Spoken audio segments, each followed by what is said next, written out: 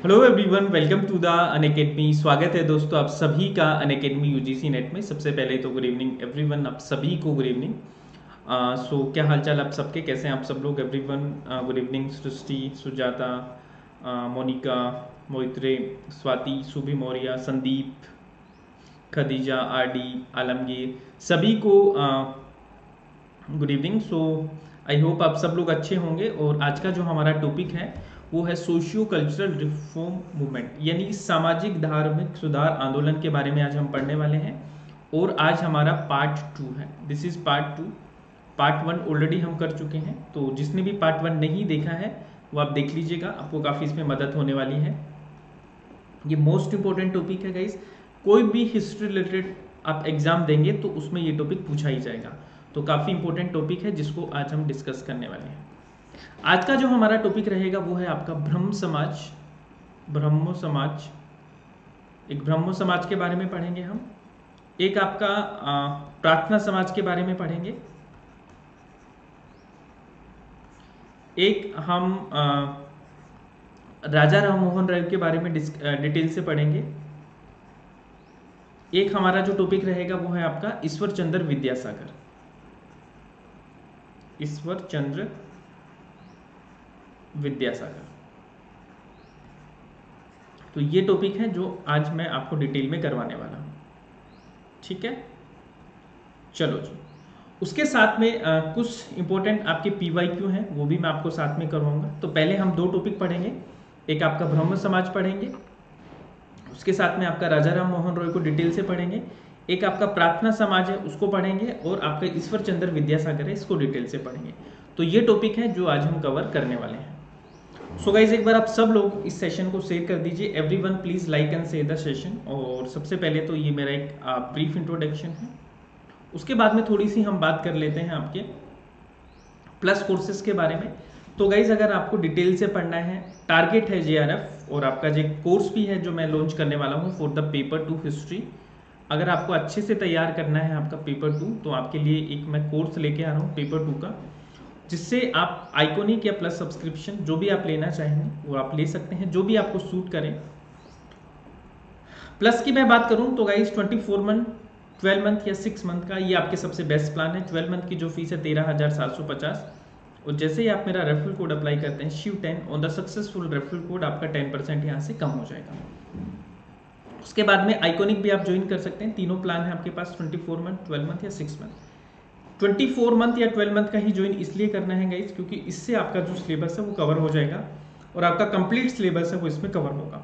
उसके बाद में फायदे क्या होंगे? Live classes, test series, unlimited practice, structure schedule, personal coach, study planner, study booster sessions, personalised doubt solving session, interview preparation, ये सब आपको मिलेगा। उसके बाद में आपके नए बैच कोर्सेज है वो भी स्टार्ट होने वाले हैं, तो इनको आप ज्वाइन कर सकते हैं। कल से आपके बहुत सारे बैच कोर्स हैं वो स्टार्ट होंगे, तो इनको आप ज्वाइन कर लीजिए।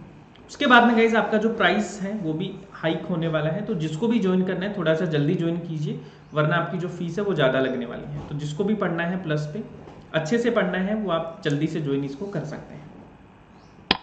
तो सुधार आंदोलन हम स्टार्ट कर रहे हैं, और कल हमने जो एक बेसिक जो बैकग्राउंड है वो डिस्कस कर लिया था। आज से हम स्टार्ट करेंगे हिंदू रिफॉर्म मूवमेंट, यानी हिंदू सुधार आंदोलन है, उससे मैं आज आपकी शुरुआत करूंगा। उससे पहले हम थोड़ा सा ये डिस्कस कर लेते हैं कि ये जो मूवमेंट आपके चल रहे थे, ये दो टाइप के मूवमेंट आपके चल रहे थे, जो थोड़ा सा मैंने कल भी आपके साथ में डिस्कस किया था। एक तो आपका रिफॉर्मिस्ट मूवमेंट है, यानी एक तो सुधारवादी है, एक तो सुधारवादी है आपके, एक आपका है रिवाइवलिस्ट। यहाँ पे कल हमने क्लास को एंड किया था कि रिफॉर्मिस्ट क्या होते हैं और रिवाइवलिस्ट क्या होते हैं, तो वहीं से मैं दोबारा से आज स्टार्ट कर रहा हूँ। तो एक बार इसको ढंग से समझ लीजिएगा आप सब लोग, क्योंकि काफ़ी इंपॉर्टेंट है आपके एग्जाम के लिए। अब देखिए, हमने बात की थी एक तो सुधारात्मक आंदोलन है, एक आपके पुनरुद्धार आंदोलन है। रिफॉर्म मूवमेंट है, एक आपका रिवाइवल मूवमेंट है। रिफॉर्म मूवमेंट का मतलब ये है गाइस कि हमारे समाज में जो बुराइयां थी, ठीक है, उनको हमें क्या करना है? दूर करना है according to the need of the hour, यानी समय की मांग को देखते हुए हमारे समाज में जो बुराइयां हैं उनको क्या करना है, हमें दूर करना है और नई चीज़ों को क्या करना है, अडोप्ट करना है। उसके विपरीत जो रिवाइवलिस्ट वाले थे वो ये सोच रहे थे कि हमें बदलाव तो करना है, लेकिन हमें उसी समाज को स्थापित करना है जो 1000 साल पहले था, 100 ईयर बैक हमें जाना है। यानी जो हमारा पूरा वैदिक सिस्टम था, या मुस्लिम्स में आप देखें तो जो ओरिजिनल जो मुस्लिम प्रिंसिपल्स हैं उनको हमें क्या करना है, लागू करना है। यानी बीच में जो आपके जो एक टाइम पीरियड आया था बेसिकली, उसको हमें उससे पीछे जाना है बेसिकली। तो ये वाले बोल रहे थे कि हमें जो हमारा पुराना सिस्टम है उसी को दोबारा से स्थापित करना है। रिफॉर्म वाले बोल रहे थे नहीं, हमें एक नया सिस्टम लेके आना है, जो समाज में जो बुराइयां हैं उनको दूर करना है। इसके अलावा गाइस आपका जो रिफॉर्मिस्ट हैं उसके भी दो ग्रुप बने हुए थे। जो सुधारवादी थे वो भी दो धाराओं में चल रहे थे। एक सुधारवादी वो थे जो पश्चिमी ज्ञान के विचारों को गले लगाया उन्होंने, मतलब जो वेस्टर्न आइडियाज थे उनको अपनाया उन्होंने, ठीक है। जैसे कि यंग बंगाल मूवमेंट आपका हो गया, जैसे डेरोजियोस, इसके बारे में डिटेल से हम पढ़ेंगे आज। एक ऐसे थे कि जो भारतीय कल्चर है उसी से वो इंस्पायर थे, ठीक है। जो सुधारवादी थे वो दो विचारधाराओं में चल रहे थे आपके, इसको थोड़ा सा देख लीजिए आप ध्यान से। सुधारवादी की बात मैं कर रहा हूं, तो वो दो विचारधाराओं में आपके चल रहे थे। एक बोल रहे थे कि नहीं, हमें तो वेस्ट के आइडियाज हैं उनको अपनाना है, जैसे कि आपका यंग बंगाल मूवमेंट हो गया। एक वो थे गाइस जिन्होंने बोला कि नहीं, हमारा जो इंडियन कल्चर है, जो सोसाइटी है, उसी से वो इंस्पायर हुए, जैसे कि आपका ब्रह्म समाज, ठीक है। एक आपके जो इंडियन कल्चर है उसी से वो ज्यादा इंस्पायर थे आपके। तो ये आपके दो सुधारवादी क्या होते हैं, विचारधाराएं होती हैं गाइस। तो इसको भी बहुत अच्छे से आप सबको याद रख लीजिएगा। अब हम चलते हैं नेक्स्ट टॉपिक पे। हमारा जो टॉपिक है वो है आपका हिंदू रिफॉर्म मूवमेंट। और हिंदू रिफॉर्म मूवमेंट में मैं आपकी जो शुरुआत करने वाला हूं वो राजा राम मोहन रॉय से करने वाला हूं, ठीक है।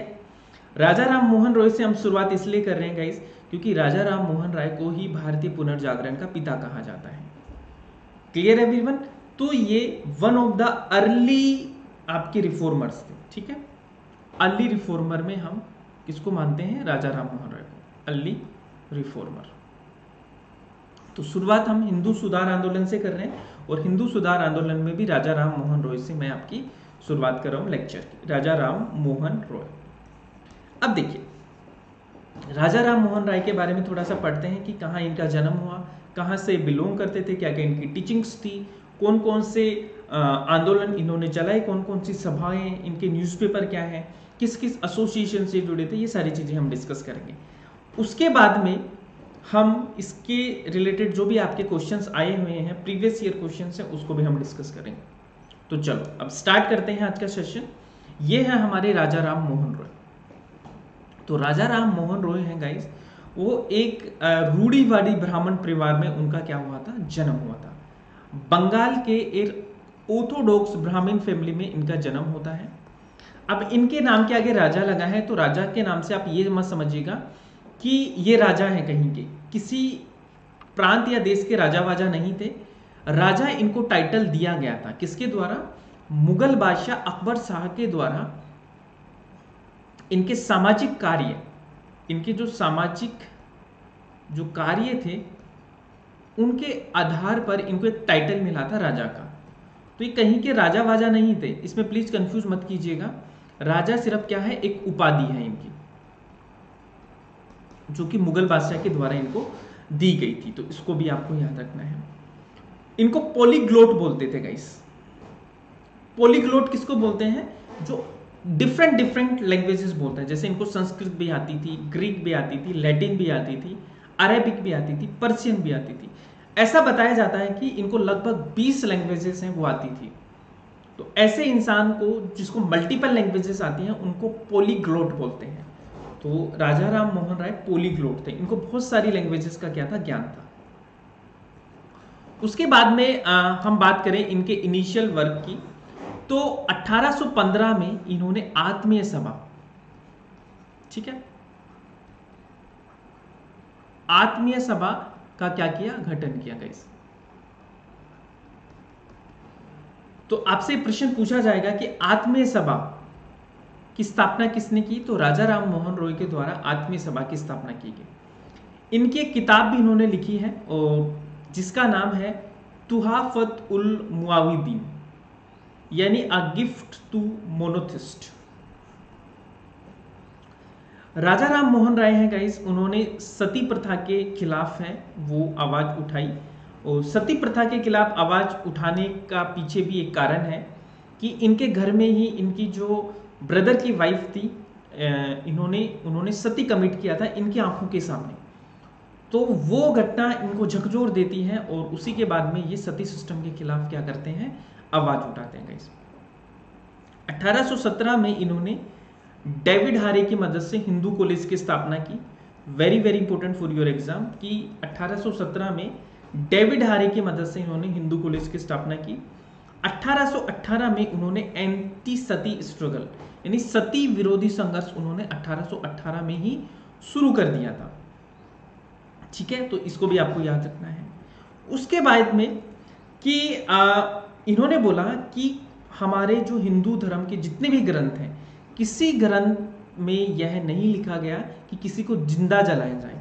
cited religious text to prove that no religion sanction widows being burnt alive, यानी किसी भी धार्मिक ग्रंथ में कहीं पे भी ये नहीं लिखा हुआ कि किसी जिंदा इंसान को गलत जलाना चाहिए। तो ये इन्होंने अपना तर्क दिया गाइस। ठीक है, उसके अलावा इन्होंने लोगों से मानवता, रीजनिंग यानी तर्क, कंपैशन, करुणा, इसकी अपील की सब लोगों से। उसके बाद में देखें गाइस कि ये जो उस टाइम पे जो हमारे यहाँ पे विलियम बेंटिक आते हैं गाइस, है ना, गवर्नर जनरल होते हैं विलियम बेंटिक। तो उनकी मदद से 1829 में इन्होंने सती सिस्टम है उसको बैन करवाया। बैंड सती सिस्टम किसकी हेल्प से? उस टाइम पे गवर्नर जनरल कौन थे? William Bentinck. तो ये क्वेश्चन भी आपसे काफी बार पूछा जाता है कि सती सिस्टम को कब बैन किया और उस टाइम पे कौन गवर्नर जनरल आपके हुआ करते थे? तो विलियम बेंटिक उस टाइम पे गवर्नर जनरल हुआ करते थे। ठीक है, तो 1829 में आपका ये जो रेगुलेशन है वो पारित किया जाता है, तो प्लीज इसको याद रखना। उसके बाद में गाइज 1820 में इनका परसेप्ट ऑफ जीसस नाम से भी एक पब्लिकेशन आता है ना, जिसमें जो जीसस हैं उसकी टीचिंग्स हैं, है ना, उनका उन्होंने क्या किया था? विश्लेषण किया है गाइज। उसके बाद में इन्होंने जो वेद हैं उनको बंगाली में भी अनुवादित किया है। तो ये भी आपको बहुत इंपॉर्टेंट है, याद रखना है कि राजा राम मोहन राय के द्वारा जो वेद हैं उनको भी बंगाली में ट्रांसलेशन किया गया है। उसके बाद में गाइज 1821 में हम देखें राजा राम मोहन राय के लिए, तो इन्होंने एक बंगाली वीकली न्यूज़पेपर है उसकी शुरुआत की और उसका नाम था आपका संवाद कौमुदी। तो आपसे पूछा जा सकता है कि संवाद कौमुदी कौन सी ईयर में स्टार्ट हुई और किसके द्वारा स्टार्ट की गई? तो संवाद कौमुदी राजा राम मोहन रॉय है उनके द्वारा स्टार्ट की गई थी। ये है जो संवाद कौमुदी है गाइस, ये फर्स्ट न्यूज़पेपर है गाइस जो किसी इंडियन के द्वारा पब्लिश किया गया था और किसी इंडियन के द्वारा मैनेज किया गया था। प्लीज इसको जरूर याद रखो सब लोग, और everyone please focus on the class, है ना। याद रखो कि ये पहला न्यूज़पेपर था आपका संवाद कौमुदी जो किसी इंडियन के द्वारा पब्लिश और इंडियन के द्वारा मैनेज किया गया था। एक और इनकी पर्शियन वीकली आती थी जिसको बोलते मिरात उल अकबर,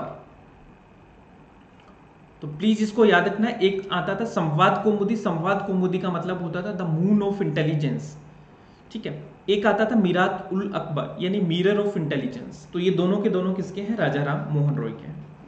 उसके बाद में 1825 में ये वेदांता कॉलेज की क्या कर देते हैं? स्थापना कर देते हैं। तो ये क्वेश्चन भी काफी बार पूछा गया है कि वेदांता कॉलेज की स्थापना किसने की? तो वेदांता कॉलेज की जो स्थापना है वो आपके राजा राम मोहन रॉय के द्वारा ही की गई थी। अब देखिए ये जो वेदांता कॉलेज है इसमें इंडियन और वेस्टर्न दोनों तरह की शिक्षाएं दी जाती थी गाइस, ठीक है। भारतीय शिक्षण और पश्चिमी सामाजिक जो शिक्षण है, व्यवस्था है, उसके बारे में भी यहां पे बताया जाता था। एक इन्होंने बंगाली ग्रामर बुक का भी क्या किया था? कंपाइलेशन किया था। तो प्लीज ये भी याद रखना है ना। तो ये सारी की सारी चीजें हैं जो राजा राम मोहन रॉय से आपकी जुड़ी हैं, और यही क्वेश्चंस हैं जो आपके अक्सर एग्जाम से पूछे जाएंगे। एक और इनकी मैगजीन है ब्राह्मणी मैगजीन, ठीक है, ब्राह्मणी मैगजीन, तो ये भी आपकी राजा राम मोहन रॉय की है, तो इसको भी आपको याद रख लीजिएगा। अब देखिए, कई बार क्वेश्चन पूछे जाते हैं कि राजा राम मोहन रॉय के राजनीतिक विचार बताइए, राजनीतिक विचार।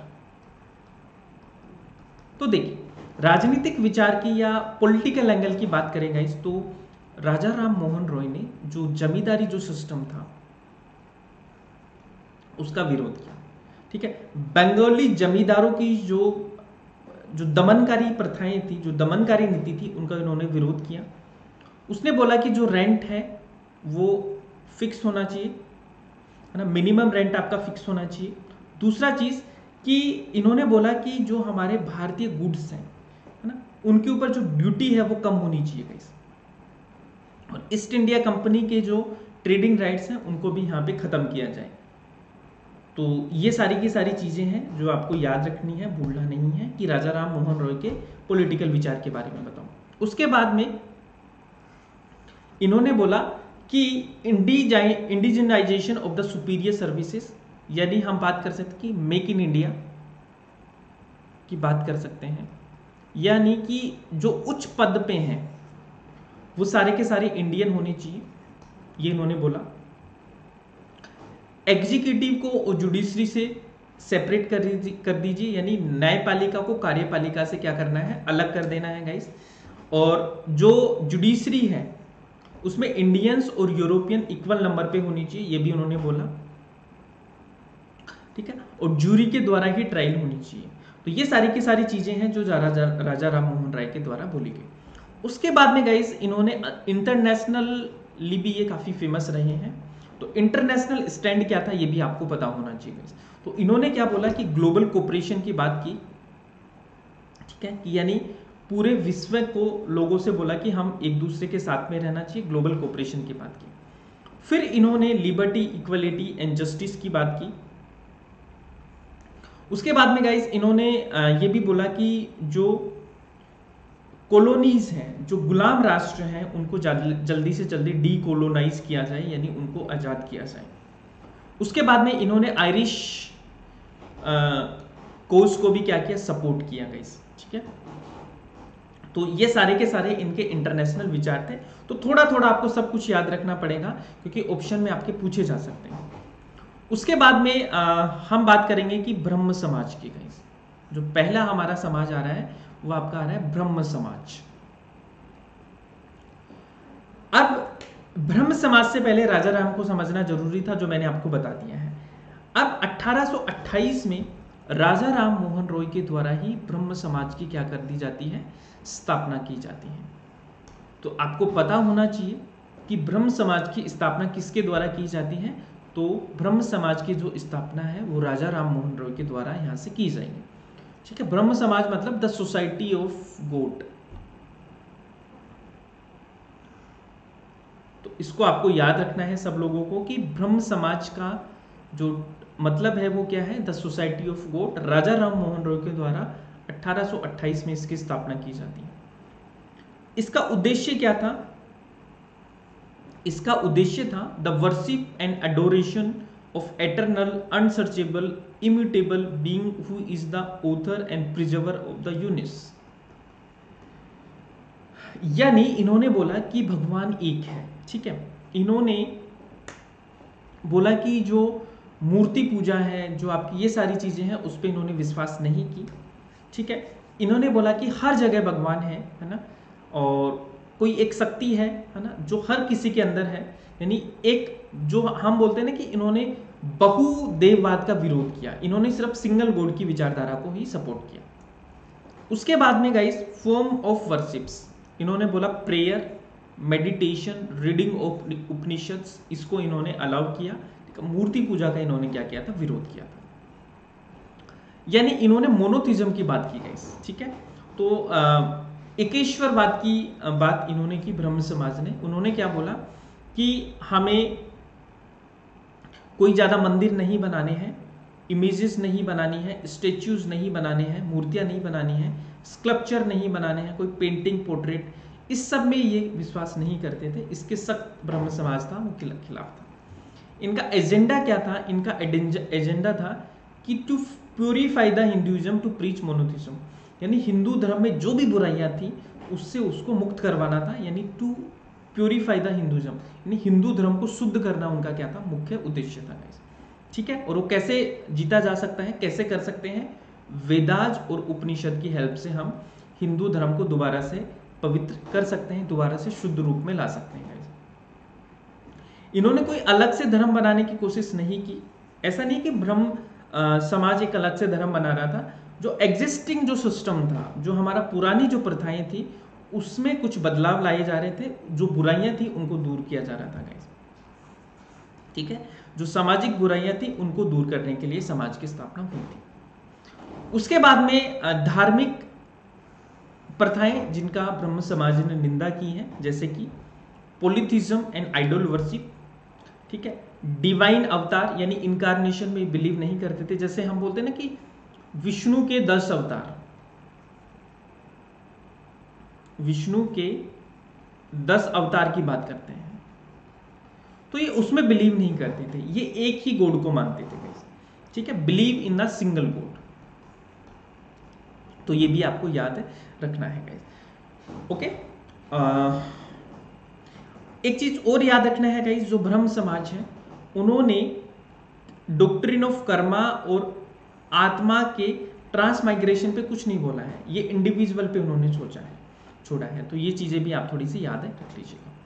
उसके बाद में कौन कौन सी प्रथाएं हैं जिनका उन्होंने आलोचना की? एक तो है आपका कास्ट सिस्टम की आलोचना की, पोलीगैमी की, बहुविवाह की आलोचना की, चाइल्ड मैरिज की आलोचना की, प्रिस्ट पुजारी जो प्रथा है, यानी कि भाई सिर्फ एक ही वर्ग का पुजारी नहीं होना चाहिए आपका, है ना, जो पुजारी वर्ग है उसकी निंदा की, आइडल वर्शिप मूर्ति पूजा की, पोलिथिज्म, अवतार वर्शिप, जैसे कि मैंने बताया कि वो अवतारों को नहीं मानते थे, सती सिस्टम का विरोध किया, सेक्रीफाइसेस जो बलि दी जाती थी बेसिकली उनका किया guys, dogma against the going abroad, काला पानी, जैसे हाँ ये बहुत इंपॉर्टेंट है गाइस। होता क्या था कि हमारे समाज में पहले के टाइम पे अगर किसी ने समुद्र क्रॉस कर लिया, ठीक है, समुद्र क्रॉस कर लिया मतलब उसका धर्म चला गया, ऐसा माना जाता था गाइस।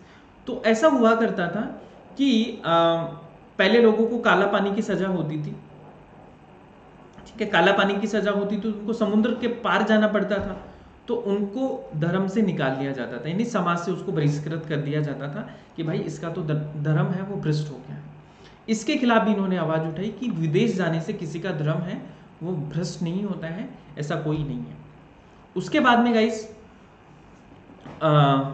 इन्होंने ह्यूमन डिग्निटी फॉर और ह्यूमनिज्म की बात की, सभी के लिए मानवीय गरिमा की बात की इन्होंने, उपनिषद के आधार पर अध्यात्म की बात की, मोरलिटी की बात की, महिला के अधिकार की बात की, और जो वुमेन है उनकी स्थिति में उत्थान की बात की, और विधवा पुनर्विवाह की बात की इन्होंने।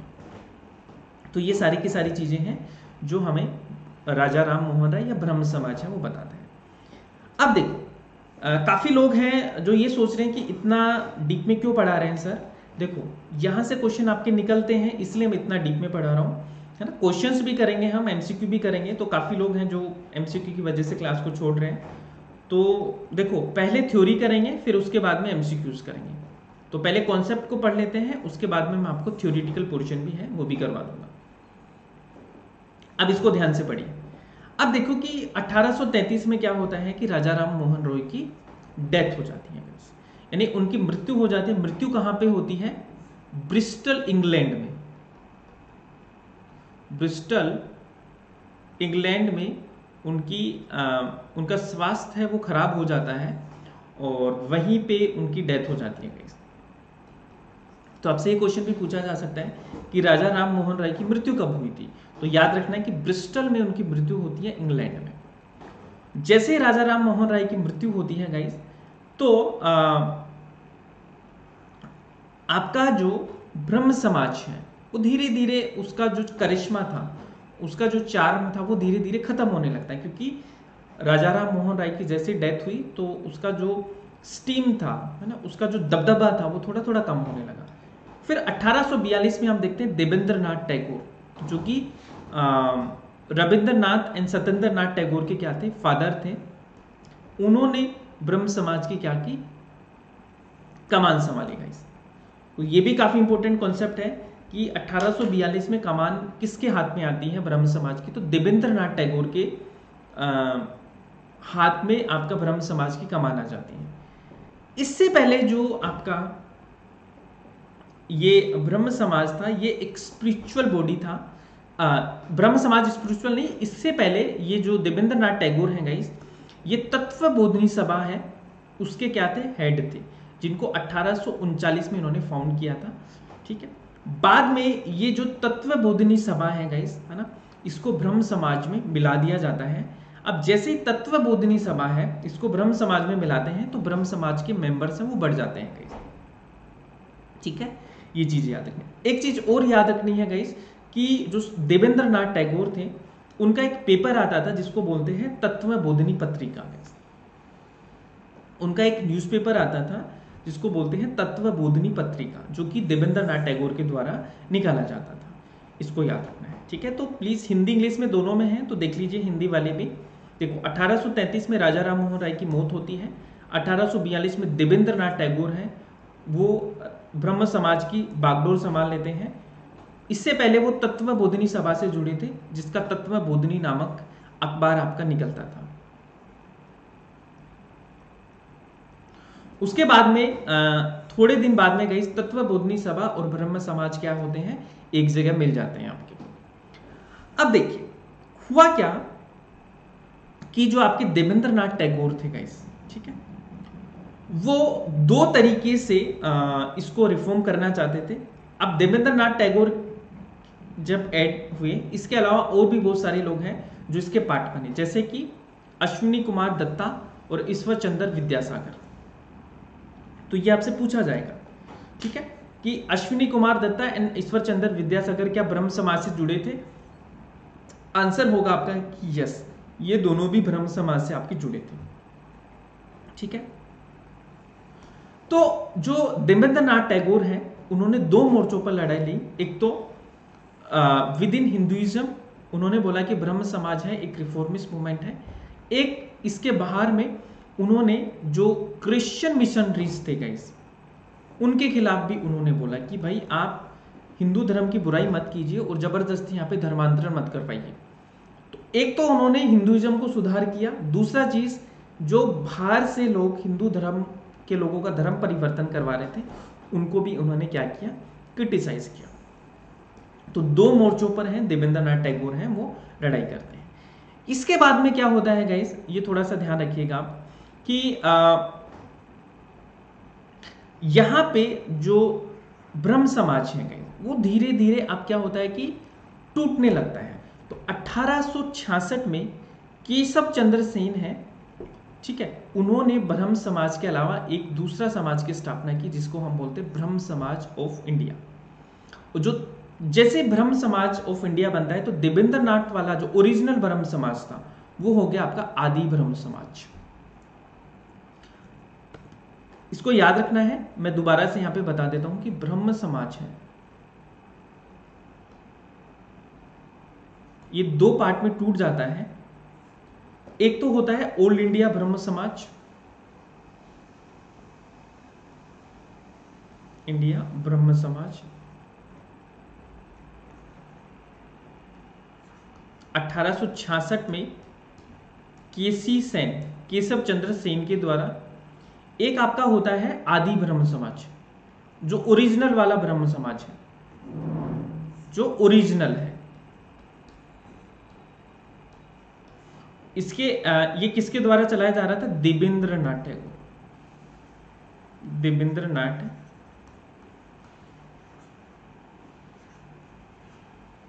टैगोर के द्वारा।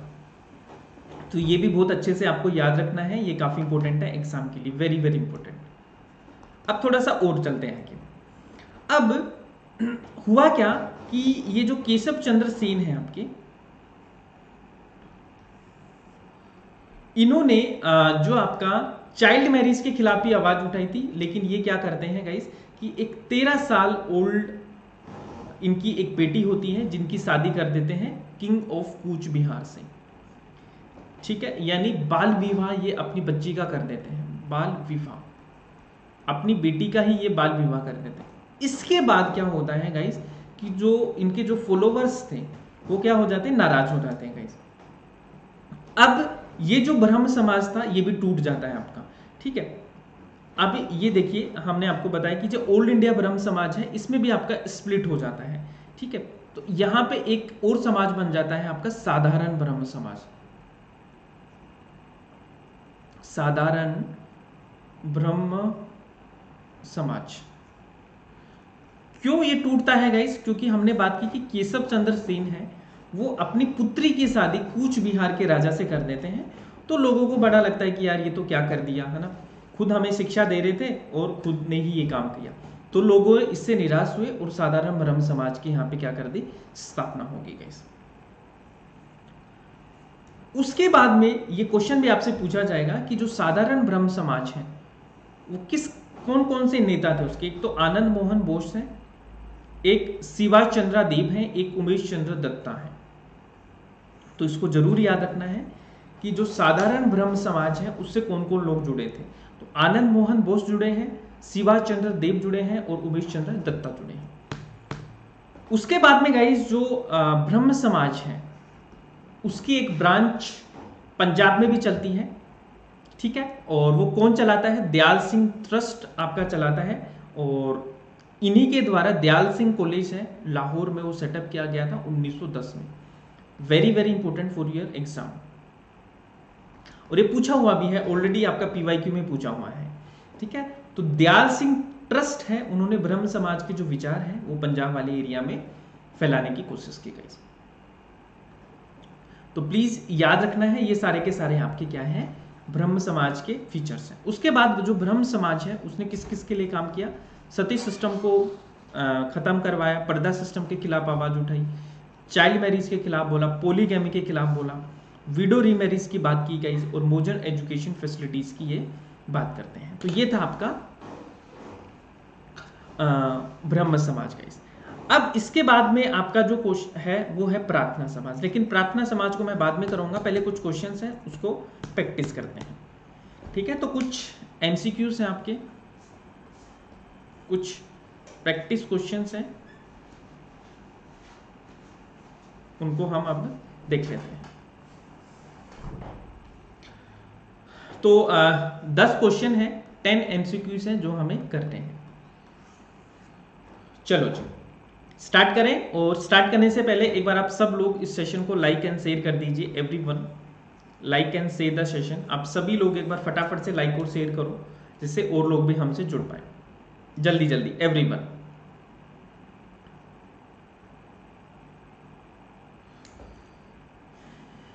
चलो जी तो आप स्टार्ट करते हैं। आई होप आपने लाइक एंड शेयर कर दिया होगा।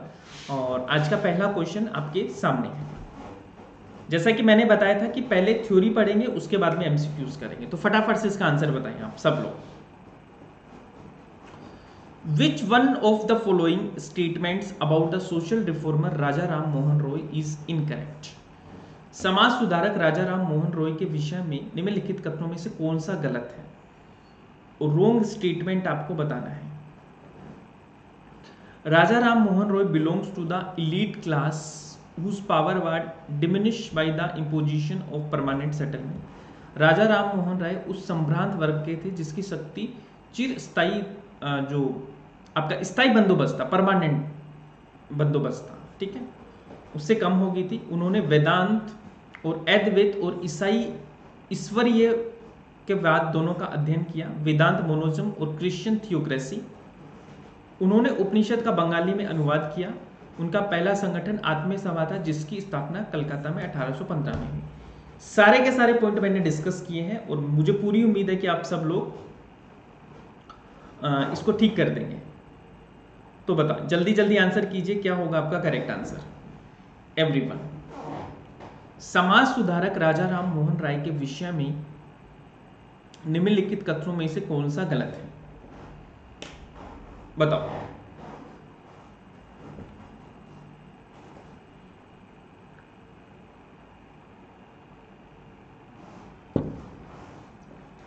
And the very correct answer is E. So देखो, राजा राम मोहन रॉय है, ये वाला जो आपका है वो आपका क्या है, गलत है गाइस, ठीक है। राजा राम मोहन रॉय है वो तो परमानेंट सेटलमेंट के क्या थे, सपोर्टर थे गाइस। Clear everyone? तो जो ए वाला है वो आपका गलत हो जाएगा। डी वाला तो बिल्कुल ठीक है, 1815 में हमने बात किया, बंगोली उपनिषद का बंगाली में अनुवाद किया, ये भी ठीक है आपका, ठीक है, और बी भी ठीक है। पहला वाला जो स्टेटमेंट है वो आपका क्या हो जाएगा, गलत हो जाएगा, क्योंकि आरसी दत्त एंड राजा राम मोहन जैसे विद्वान थे, उन्होंने स्थायी बंदोबस्त प्रणाली के क्या थे, वो समर्थक हुआ करते थे। तो करेक्ट आंसर क्या होगा आपका, E. E is the correct answer. उसके बाद में गाइज हमने बात किया कि जो राजा राम मोहन रॉय हैं वो नव जागरण के यानी इंडियन रिनाइसा के अग्रदूत माने जाते हैं, सुधार आंदोलन के प्रवर्तक, आधुनिक भारत के पिता और भारतीय पत्रकारिता के जनक, ठीक है। उन्होंने 1815 में आत्मीय सभा का गठन किया।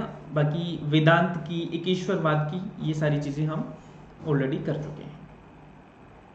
1814 में नहीं होता है, 1815, 1815।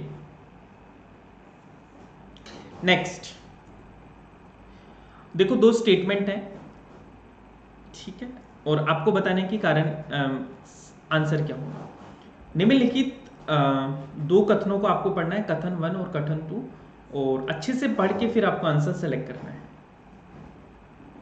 राजा राम मोहन राय ने अपनी प्रसिद्ध पुस्तक गिफ्ट टू मोनोथिज्म में अनेक ईश्वरों में विश्वास के विरोध में तथा एक ईश्वर की उपासना के पक्ष में प्रभावशाली तर्क दिए। राम मोहन रॉय ने अपनी प्रिसेप्ट्स ऑफ जीसस में न्यू टेस्टामेंट के नैतिक और दार्शनिक संदेश को पृथक करने का प्रयास किया। आपको बताना है कि सही आंसर क्या होगा। कोड आपको दिया है और आपको सेलेक्ट करना है कि आंसर क्या होगा। सब लोग आंसर दीजिए और आपके पास में है 15 सेकंड, 15 सेकंड है आपके पास में, और 15 सेकंड में आप सबको इसका आंसर करना है। सो बताएं एवरीवन, इसका आंसर दीजिए सब लोग, करेक्ट आंसर क्या होगा बताएं। इसको पढ़िए सब लोग और जल्दी जल्दी आंसर कीजिए। फिर 2 स्टेटमेंट है, फर्स्ट एंड सेकंड, और कोड आपको दिया है। आपको बताना है कि सही आंसर क्या होगा। अच्छे से पढ़ो सब लोग क्वेश्चन, और फिर उसके बाद में इसका आंसर करना है।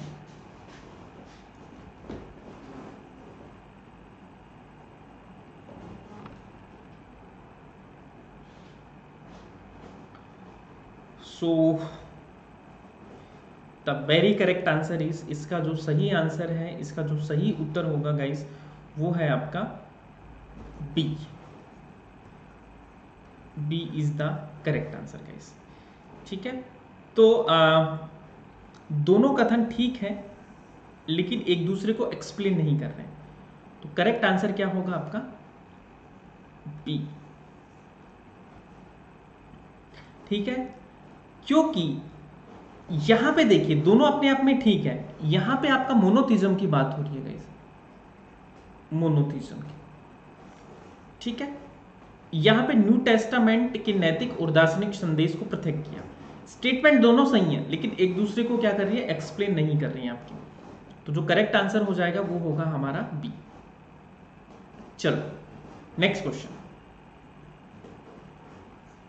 निम्नलिखित में से किन की स्थापना राजा राम मोहन रॉय के द्वारा की गई? Which of the following was founded by the Raja Ram Mohan Roy? Atmiya Sabha, ब्रह्म समाज, प्रेयर सोसाइटी या आर्य समाज? आत्मीय सभा, ब्रह्म समाज, प्रार्थना समाज या Arya Samaj? Select the correct answer using the code given below. नीचे दिए गए कोड का प्रयोग कर सही उत्तर का चयन कीजिए। 1 2 3, 2 ओनली, 1 and 2 ओनली, या 1 3 and 4 ओनली। 15 सेकंड, और 15 सेकंड में मुझे आंसर कीजिए सब लोग, क्या होगा। फटाफट से आंसर करें एवरीवन, इसका करेक्ट आंसर क्या है। सो ये प्रार्थना समाज है।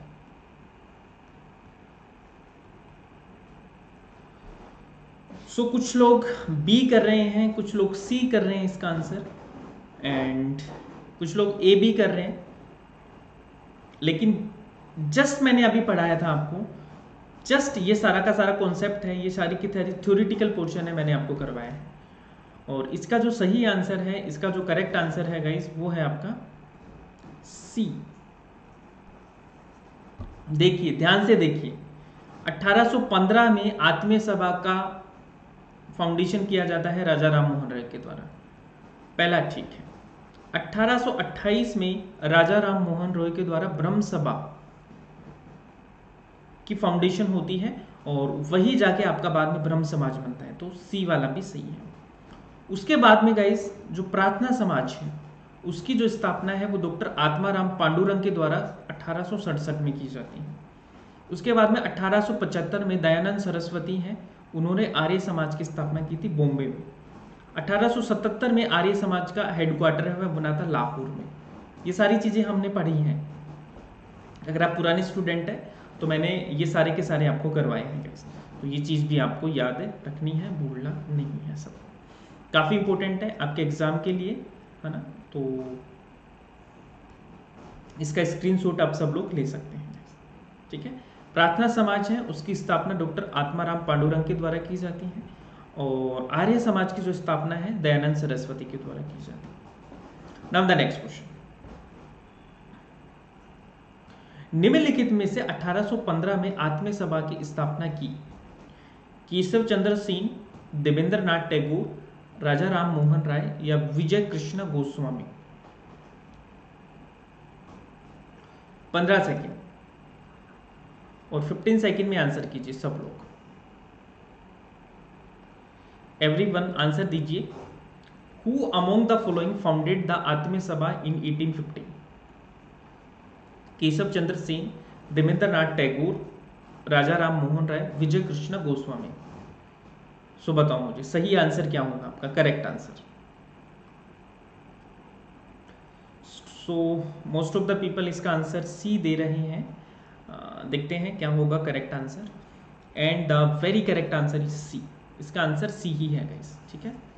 तो जस्ट हम ये अभी डिस्कस भी किया था, राजा राम मोहन रॉय के द्वारा, ठीक है, आत्मीय सभा का गठन किया गया था। किस लिए किया गया था गाइस? एकेश्वर मत के प्रचार हेतु, propagation of the monotheistic faith, यानी एकेश्वरवादी विचार की प्रचार प्रसार के लिए आपका ये आत्मीय सभा है, उसका यहाँ पे गठन किया गया था आपका। नेक्स्ट, फिफ्थ क्वेश्चन, ब्रह्म समाज के बारे में निम्नलिखित में से कौन सा कथन सही है? विच of the following statement about the Brahmo समाज इज आर करेक्ट? इसने मूर्ति पूजा का विरोध किया। दूसरा है, धार्मिक ग्रंथों की व्याख्या के लिए इसने पुरोहित वर्ग को अस्वीकारा। इसने इस सिद्धांत का प्रचार किया कि वेद त्रुटिहीन है। Select the correct answer from the codes given below. निम्नलिखित कूटों के आधार पर सही उत्तर चयन कीजिए। Oppose the idol worship, it rejected the priestly class for the interpretation of religious text, it propagated the theory that the Veda are impeccable. तो आप मुझे बताइए करेक्ट आंसर क्या होगा सब लोग, एवरीवन। और 15 सेकंड में आप सबको आंसर देना है, तो जल्दी जल्दी आंसर कीजिए सब लोग। ब्रह्म समाज के बारे में कौन सा स्टेटमेंट है जो करेक्ट है? तो कुछ लोग बी आंसर दे रहे हैं, कुछ लोग डी आंसर दे रहे हैं। Most of the people be और डी में ही सब आंसर दे रहे हैं। And the very correct answer है, इसका जो सही आंसर है गाइस वो है आपका B. B is the correct answer, और काफी लोगों ने ठीक दिया है, सो ग्रेट। अब देखिए बी कैसे है, केवल 1 और 2। Clear everyone? ये तो इन्होंने किया ही नहीं था। ये किसने किया था? ये तो आपका आर्य समाज का था नारा कि वेदों की ओर लौटिए, ठीक है। जो वेदों की ओर लौटने की जो बात करते हैं वो आर्य समाजी बात करते हैं। ब्रह्म समाज का नहीं था। मूर्ति पूजा का विरोध किया, बिल्कुल सही है, और इन्होंने प्रिस्टली क्लास का भी विरोध किया। तो ये दोनों के दोनों आपके क्या है, ठीक है। सो 1 and 2 is the correct answer. देखिए, तो ये सारा का सारा बातें मैंने ऑलरेडी आपको बताई हैं सारी की सारी, कि ब्रह्म समाज की स्थापना की, और ब्रह्म समाज का जो मुख्य उद्देश्य था वो एकेश्वरवाद की उपासना था, मूर्ति पूजा का विरोध करना था, पुरोहित वाद का विरोध करना था, और अवतारवाद का खंडन। ये सारे के सारे क्या थे, इसके मेन कार्य थे। उसके बाद में जो देवेंद्रनाथ टैगोर हैं, है ना, और केशव चंद्र सेन ने, देवेंद्रनाथ टैगोर और केशव चंद्र सेन ने ब्रह्म समाज की सदस्य धारण की। और उसके बाद में केशव चंद्र सेन है गाइस, हमने बात किया था कि केशव चंद्र सेन के बाद में यहाँ पे साधारण ब्रह्म समाज है, उसकी भी स्थापना आपकी होती है गाइस, और उन्होंने पुरोहित वर्ग को भी स्वीकारा, ठीक है। और ये वेदों की त्रुटिहीनता की बात आर्य समाज करता है। नेक्स्ट 6 क्वेश्चन, आंसर दीजिए कि निम्नलिखित में से कौन सा कथन 19वीं शताब्दी के मध्य बंगाली पाठ्य पुस्तक वर्ण परिचय के बारे में सही है। वर्ण परिचय के बारे में कौन से स्टेटमेंट आपके ठीक है। इसे राजा राम मोहन राय ने लिखा था। यह उस समय की सर्वाधिक उपयोग की जाने वाली बंगाली प्रवेशिका थी। Select the correct answer using the code given below. नीचे दिए गए कोड का प्रयोग कर सही उत्तर का चयन कीजिए। केवल एक, केवल दो, एक और दो दोनों, और ना तो एक ना ही दो। बताओ आंसर दीजिए, इसका करेक्ट आंसर क्या होगा आपका। निम्नलिखित में से कौन सा कथन 19वीं शताब्दी के मध्य की बंगाली पाठ्य पुस्तक वन परिचय के बारे में सही है। इसे राजा राम मोहन राय ने लिखा था। फर्स्ट, यह उस समय की सर्वाधिक उपयोग की जाने वाली बंगाली प्रवेशिका थी। तो आंसर बताएं सब लोग, करेक्ट आंसर क्या होगा इसका।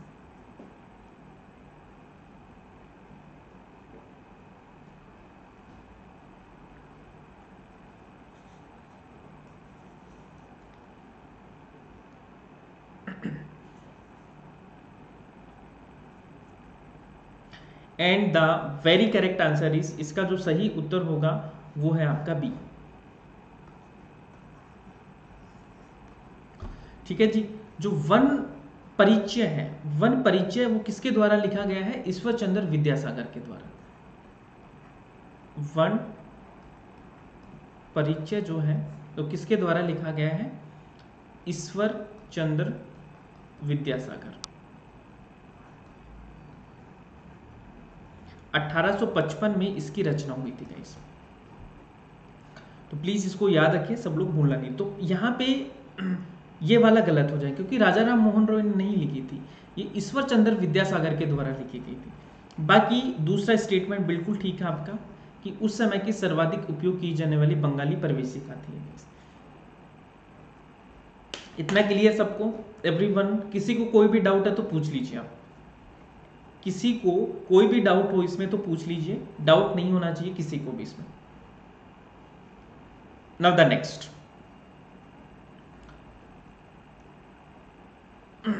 7th क्वेश्चन, ब्रह्म समाज के बारे में निम्नलिखित में से कौन सा एक सत्य नहीं है। Which one of the following is not true about the Brahmo Samaj. It considered the Vedic scripture as infallible, it opposed idolatry, it emphasized the worship of one god, it focused on the worship of god without the mediations of the priests। 15 second, 15 second और 15 second में answer कीजिए मुझे, correct answer क्या होगा। विच one of the following is not true about the Brahmo समाज। ब्रह्म समाज के बारे में कौन सा कथन सही नहीं है।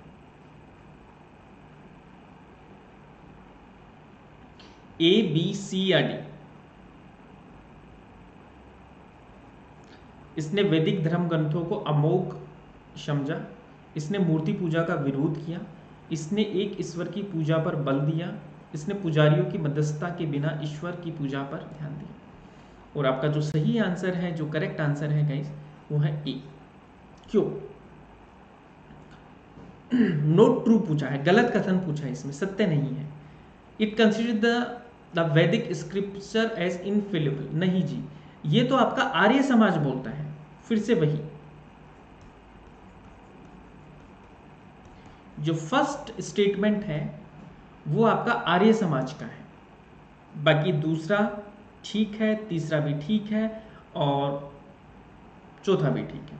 यहाँ पे जो गलत स्टेटमेंट है वो है आपका ए वाला, क्योंकि ये है आपका आर्य समाज से संबंधित, ब्रह्म समाज से नहीं है guys.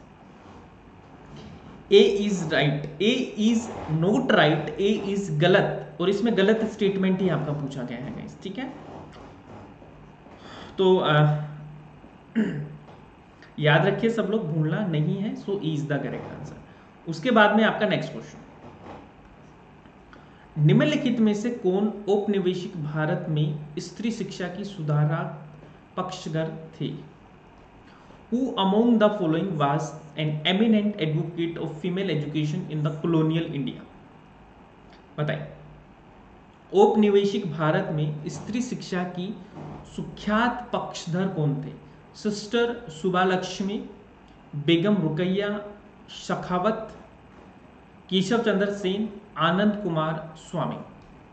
Select the correct answer using the code given below. नीचे दिए गए कोड का प्रयोग कर सही उत्तर चयन कीजिए।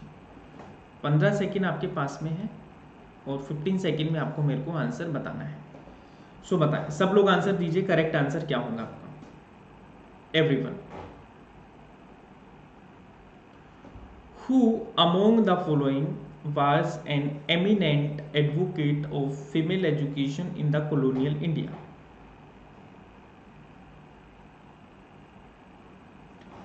So अभी तक सिर्फ 3 आंसर आए हैं, 3 से 4 आंसर। फटाफट से आंसर करो सब लोग, थोड़ा सा आप जल्दी करेंगे तो हम ज्यादा क्वेश्चन कर पाएंगे।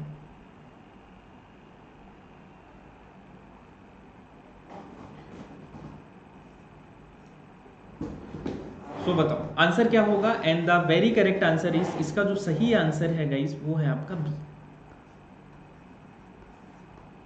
B is the correct answer. अब देखिए कौन कौन है आपके, सिस्टर सुबालक्ष्मी, बेगम रुकैया सखावत, केशव चंद्र सेन, इन्होंने स्त्री शिक्षा के बारे में बात की। तीनों के तीनों आपके ठीक है गाइस। जो आनंद कुमार स्वामी है गाइस वो गलत स्टेटमेंट है गाइस, है ना। उनका कोई वुमेन शिक्षा से डायरेक्ट आपका लिंक नहीं है गाइस। यस ठीक है, बिल्कुल सही है ना। आनंद कुमार स्वामी है, ये भारत का जो कल्चर है गाइस, है ना, उसके बारे में काफी लिखते हैं ये, है ना। तो ये वाला गलत हो गया। तो बेगम रुकैया हुसैन ने बंगाल में एक स्कूल की स्थापना की। सिस्टर सुबालक्ष्मी ने युवा विधवाओं के लिए मद्रास में की स्थापना की, मदरसाज की स्थापना की। एक केशव चंद्र सेन है, वो एक भारत समाज सुधारक हैं जिन्होंने स्त्री शिक्षा के लिए काफी योगदान उनका माना जाता है गाइस। तो करेक्ट आंसर हो जाएगा आपका B. Next 9th question, madam H P. Blavatsky की थियोसोफिकल सोसाइटी के विषय में निम्नलिखित में से कौन सा एक सही नहीं है? It was established outside India. It presented the revival of ancient religion. It recognized the principle of reincarnation. It was silent on the idea of universal fraternity. इसे भारत के बाहर स्थापित किया गया था। इसने प्राचीन धर्मों के पुनरुत्थान का प्रतिपादन किया। इसने पुनर्जन्म के सिद्धांत को मान्यता दी। यह सार्वभौमिक बंधुता के विचार पर मौन थी। 15 सेकंड आपके पास में और 15 सेकंड पे आंसर दीजिए जल्दी से सब लोग।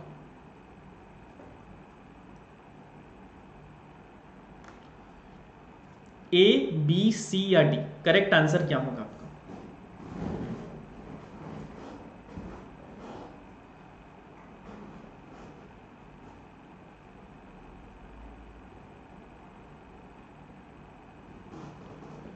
सो the very correct answer is B.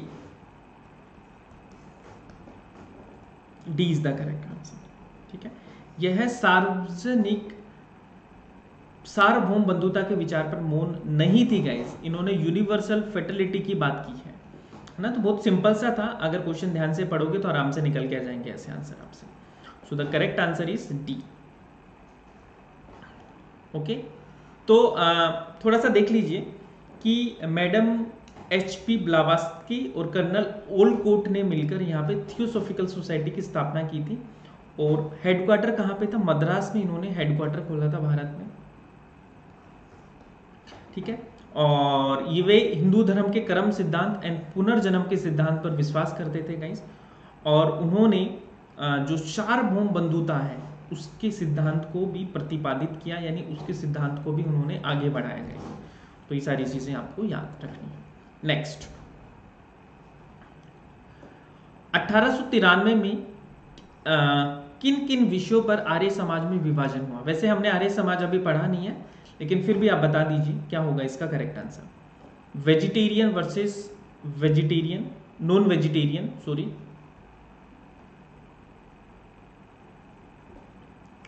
Caste system and window remarriage, purification of converted persons, anglicised versus Sanskrit based education. आपको बताना है कि आर्य समाज जो है, ठीक है, उनका विभाजन कौन कौन से विषय पे हुआ? बताओ सब लोग आंसर करें जल्दी से, इसका करेक्ट आंसर क्या होगा? 1893 में किन किन विषयों पर आर्य समाज में विभाजन हुआ? आपका कौन कौन से ऐसे सब्जेक्ट थे जिनको लेकर आर्य समाज में डिवीजन हुआ? A, B, C या D? मांसाहार बनाम शाकाहार, जाति व्यवस्था तथा विधवा पुनर्विवाह, धर्मांतरित व्यक्तियों की शुद्धि और अलंघीकृत बनाम संस्कृत आधारित शिक्षा। और आपका जो सही आंसर है, जो करेक्ट आंसर होगा वो है D. D is the correct answer guys, ठीक है जी। क्यों हुआ था? केवल एक, vegetarian versus non vegetarianism. So D is the correct answer guys. 1893 में आर्य समाज में मांसाहार के मुद्दे पर विभाजन हुआ। पंजाब में आर्य समाज मांसाहार बनाम शाकाहार के मुद्दों पर दो पक्षों में विभाजित हो गया। सो the very correct answer is a, ठीक है। Only one statement is correct. जिसका भी ठीक है वो 2+ अपने स्कोर में आप कर सकते हैं। उसके बाद में बाकी क्वेश्चंस हम कल करेंगे। आई होप आपको ये सेशन पसंद आया होगा। अगर पसंद आया तो एक बार आप सब लोग लाइक एंड शेयर कर दीजिए इस सेशन को। Everyone please like and share the session. और एक बार आप सब लोग हमारे चैनल को सब्सक्राइब भी कर दीजिए, जिससे कि रेगुलर बेसिस पे आपको नोटिफिकेशंस मिलते रहें। उसके बाद में गाइस, अगर आप प्लस पे पढ़ना चाहते हैं, डिटेल से पढ़ना चाहते हैं चीज़ों को, विद PDF आपको सारे के सारे नोट्स चाहिए, तो आप अनअकैडमी का प्लस या आइकॉनिक सब्सक्रिप्शन ले सकते हैं, जो भी आपको बेस्ट लगे। हर वेडनेसडे को आपके लिए नए बैचेस हैं जिनकी शुरुआत हो रही है। और अभी जो मेरा कोर्स चल रहा है वो एनवायरनमेंट का फुल लेंथ आपका कोर्स चल रहा है, इसको आप ज्वाइन कर सकते हैं। उसके बाद में गाइस, आइकॉनिक या प्लस जो भी आपको सूट करे उस कोर्स को आप ज्वाइन कर लीजिए। प्लस कोर्स के आपके प्लान है 24 मंथ, 12 मंथ या 6 मंथ। रेफरल कोड अप्लाई करेंगे तो आपको 10% यहाँ से कम हो जाएगा। तो फीस आपको ये वाली नहीं देनी है, फीस आपको देनी है सिर्फ 12,375 12 महीने की। उसके बाद में आइकॉनिक भी ज्वाइन कर सकते हैं। आइकॉनिक में 12 मंथ, 24 मंथ और 6 मंथ। रेफरल कोड अप्लाई करेंगे और आपकी फीस हो जाएगी 23,400 26,000 से, यानी इंस्टेंट आपको 10% यहाँ से कम हो जाएगा। उसके बाद में बेनिफिट्स क्या होंगे? Live classes, test series, unlimited practices, structure schedule, personal coach, study planner, study booster sessions, personalised doubt solving session, SOPs and interview preparation, preparatory study material. उसके बाद में स्टार्टिंग फ्रॉम द 3 जून आपके नए ये बैच कोर्सेज हैं वो start हो रहे हैं, इनको भी आप ज्वाइन कीजिए। आपका जो प्राइस है गाइस वो हाइक होने वाला है, ठीक है। तो जितना जल्दी हो सके आप इनको ज्वाइन कीजिए, क्योंकि वरना आपको फीस है वो ज़्यादा देनी पड़ेगी। उसके बाद में ये प्रोफाइल है मेरा, अगर आपने फॉलो नहीं किया मुझे तो यहाँ से आप मुझे फॉलो कीजिए। इसके बाद जो भी आपकी क्लासेस होंगी उसके रेगुलर बेसिस पे नोटिफिकेशन मिलते रहेंगे। और ऑलरेडी आपको कमेंट बॉक्स में इसका लिंक है, लिंक कहाँ पे है? कमेंट बॉक्स में पिन कर दिया गया है, तो वहाँ से आप मेरी प्रोफाइल को फॉलो कर सकते हैं, जिससे कि अनअकैडमी के जितने भी लेसन हैं उनके नोटिफिकेशन आएंगे। ये आपका शेड्यूल है, इसको आप एक बार स्क्रीनशॉट ले लीजिए, जिससे रेगुलर बेसिस पे नोटिफिकेशन सब आपको मिलेगा। So guys, thank you so much everyone, take care. मिलते हैं फिर नेक्स्ट सेशन में, और आज के लिए इतना ही है। अगर पसंद आए तो लाइक, शेयर और सब्सक्राइब करना ना भूलिएगा। एक बार सब लोग लाइक, शेयर और सब्सक्राइब कर दीजिए, जिससे कि रेगुलर बेसिस पे आपको नोटिफिकेशन मिलते रहें। So guys bye bye, take care, मिलते हैं नेक्स्ट सेशन में। Thank you.